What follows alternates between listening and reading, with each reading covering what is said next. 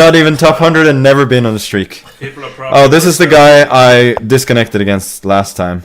Yeah, I guess the top players are berserking, so they. Yeah. Okay. So I'm not berserking.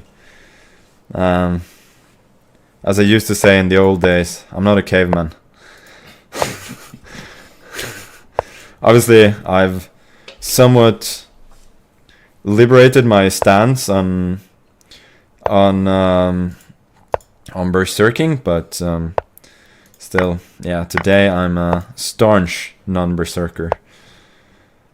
Okay, dude. What is the point of giving a check? Didn't get the memo. Going to F8 to G8. I mean, I'm not saying it's a bad move. I'm just saying it's a really stupid move. Yeah. It's probably a very decent move. But I have gotten what I wanted here. No. He has been watching the stream. Yeah, probably. Probably he hasn't. They don't have internet in whatever Borat country he's from, and that is my parody on racism. Okay, this seems pretty solid for me. H3, I'll go H5. Hopefully he won't dare to go G4. Yeah, he did. He dared. Don't you dare! Don't you dare! Ah, he dared. Okay, I'm playing C5 in order not to allow him to go Bishop E7. I feel like after Bishop E7 and F5, he would have had a pretty automatic attack. So, trying to make it at least a little bit more difficult for him.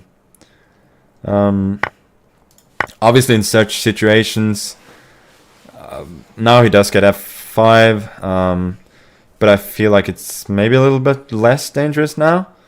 In other cases, after Bishop E7, Queen E7, he would be threatening a fork there.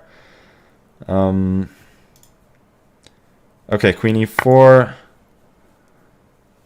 I don't think, yeah, Queen E4 is maybe a little bit too slow. F5 is probably still a good move, but he could have done it immediately. So I don't know whether there was actually any need to delay. Usually in these cases, when both sides have open king sides, the side with the space advantage is doing well. So that bodes well for him, which means that I probably have to look for tricks here. For instance, Queen D4, Knight E2, but obviously it's not going to fall for that. Now I do get Knight C5 with tempo at least. If Bishop C5, BC5, F6, yes, my king is pretty ugly. But I feel like I have chances of running away there. You know what, I'm going to take on F5. And Queen D5. I think this pretty much forces the exchange of queens, at the very least. Knight D4, I'm never really worried about, since I will get Rook H4 with tempo.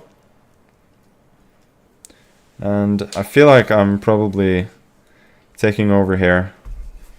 Knight F3, there's Rook G4. Taking over. Is that what they call the mutual Botes gambit when you exchange queens? Yes, that's... No, but it's funny you should mention it, because that's actually one they did invent. Oh, they did? Yeah, they did invent that one.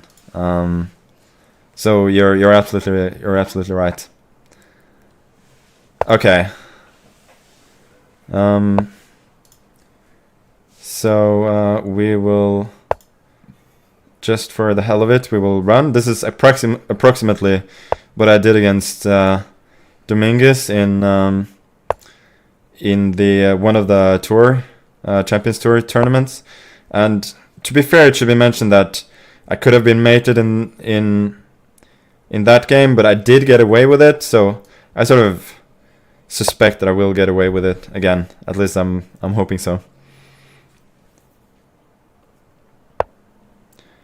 A5 is threatening rook a4, so we'll prevent that. Now rook a4 is met by a little fork, or rook h3 runs into knight g5. I actually missed knight g5 on several moves. In general, I'm a little bit less than sharp, I feel. We'll give a check. I mean, worst case, I'm gonna flag him here, so I'm not the least bit worried, but I would like to win on position. Like, I'll take your knight. Is No this worries. your first streak win? Finally.